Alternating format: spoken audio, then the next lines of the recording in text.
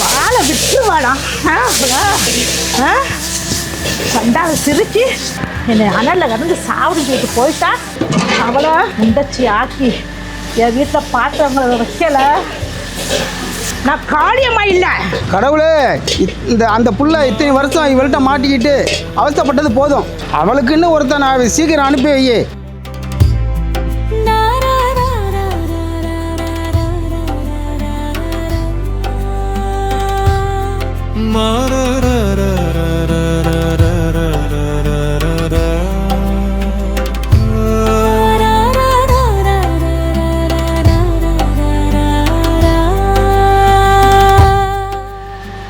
நான் தாங்க பொங்கு மாதிரி என்னதான் என் சித்தி வசப்பட போகுது, எங்காச்சும் ஓடிடலான்னு தோணுனாலும் என் சித்தப்பனை நினைக்கும் போது எல்லாமே மாறிடும்.